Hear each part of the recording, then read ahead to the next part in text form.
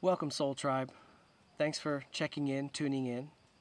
I just wanted to address this thing. I don't follow trends. I actually follow not trends, but you know, I have the interwebs, and I know about the current issue about Russell Means full-on becoming a Christian, getting baptized, and all that. And then there's a lot of just a tidal wave of criticism, judgment, critique, commentary, opinion posting, all that kind of stuff. It's a perfect example of the fact that no matter what you ever do in your life, you're going to be criticized for it.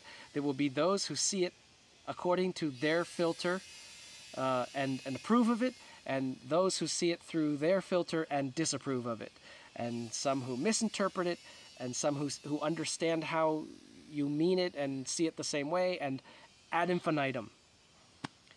You know, it's like where there's two theologians, there's three opinions, that kind of thing. Theology cannot ever resolve any of these issues, and it never will. It never has, it never will. You will find zealots and extremists from every single branch and tradition of all religions in the world. And guess what? They never agree. So, by logic, it is possible for them to all be wrong, but it is not possible for them to all be correct, according to logic. So, even though I said that, here's what I'm advising. Here's my take. Throw it all away. Let Russell Means do what Russell Means discerns Russell Means needs to do for Russell Means with Russell Means life, according to the path of Russell Means soul. End of story. Tend your own garden. The very first video ever posted on this platform with 166 videos, I think now. The very first one. Tend your own garden. Be about the business of the purification, ascension, and awakening of your own soul. First, and during, and at the end. Until the end.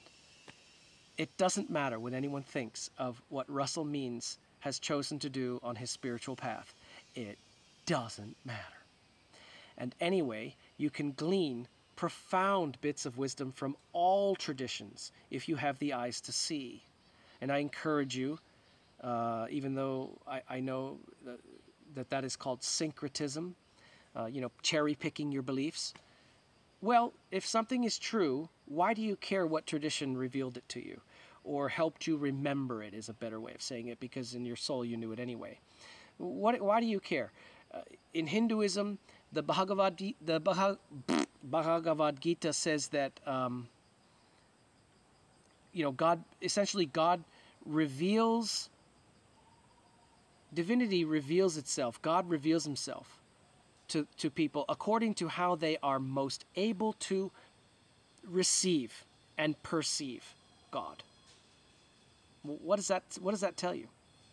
And in Sufism, many lamps, one flame. In Christianity, the I am is the way, the truth, and the life. Some will argue with me about that interpretation, but that is how I believe and understand it to be. I am is the way, the truth, and the life. Buddhism upholds the wisdom of unknowing, being in unknowingness. I don't know. Wow. That is liberating. First of all, your ego steps aside for that, because the ego can't stand not knowing. The ego always has to know everything, break down, categorize everything so that it can control it, or at least it wants to. This is all ego. You know, and there's Taoism. Who knows, says not. Who says, knows not. You know, if someone is going to come to you and define and package God for you and say, God is this, and these are the descriptions and characteristics of what God is. This constitutes God. Okay, that person is profoundly deluded. I like well, she was like a Muslim mystic, Rabia al-Basri. anyone that comes to you saying they know God is a fool, because you can't. You can only experience God as God presents to you, and as you are open to receiving and perceiving. So, you know, another thing, there was a person that had a near-death experience, which I hate that term, because you cannot have a near-death experience if you're here and you died. You have to die first.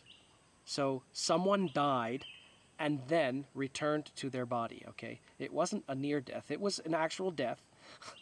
It was a woman. I can't remember the name of her, but I watched this documentary years ago. And she met the Christ. She met Jesus. And she got to ask some questions. It was a situation where she was able to say, hey, I got some questions to ask you. What do you want to know?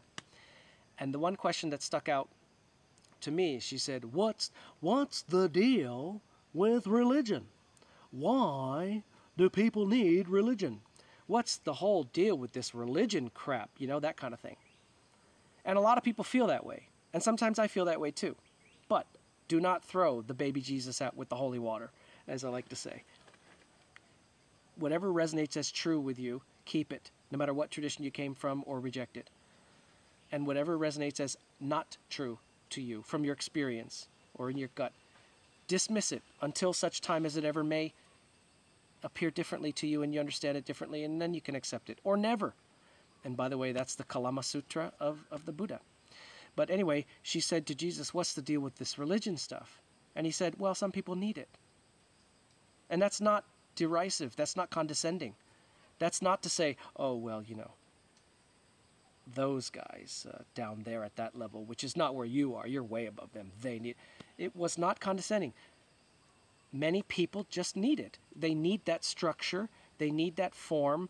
They need that template. For whatever reasons that don't ultimately matter. They need it until they don't need it, and unless they don't need it. And they might keep it anyway. There are aspects of Catholicism that I still keep, even though an Opus Dei Catholic would never look at me and say, yeah, you're a genuinely Catholic man. No, definitely not. There were more than one instances in my life where I very seriously considered entering the monastery, and didn't just consider it, went and tried it out a lot. And I came to realizations that were not what I necessarily expected. Expectations are always futile. When I went in, and it was basically, I can't do this because this is not an authentic emanation, or I should say an authentic expression of where I am spiritually.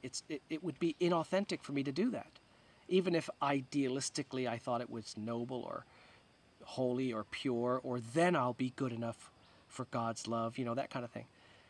But I came out of there with the realization of, oh, I have done my discernment, which is, you know, you go in and see how it goes to see if this is what you want to do, and also if they want you there.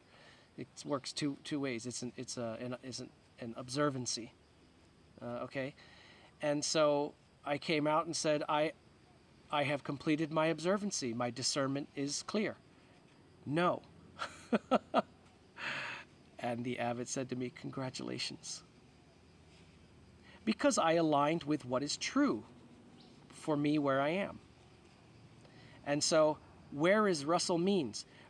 Right there, where being baptized as a full-on official Christian is where he is in his spiritual path. And that is not to say that therefore he is very low and, you know,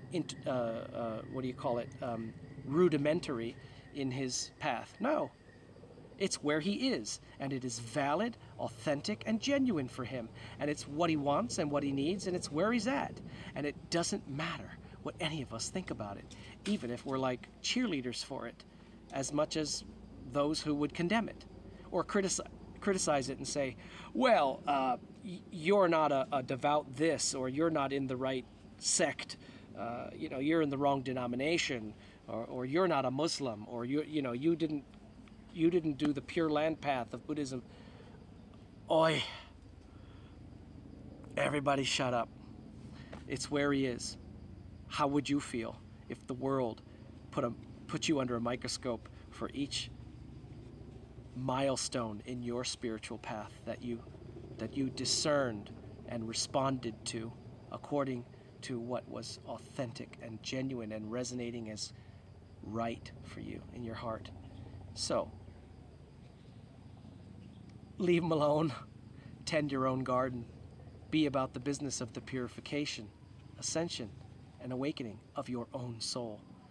What anyone else is doing is not our concern. And also, we have no right to interfere. We can avail ourselves, if requested, of some insights, and then that person will go and do what they want with it because of free will. But I just wanted to address that topic, not because it's somebody famous. I actually don't really know who he is. I've seen some of his videos on YouTube, but I don't really know who he is. But since it's all over the internet right now, I just thought I would address that because it's a direct example of how getting fixated on what other people are doing and your opinion and judgment about what other people are doing, as long as it's sincere and good and, well intended and all that, fixating on that is not only a distraction from your own path, but it's folly and it's fruitless.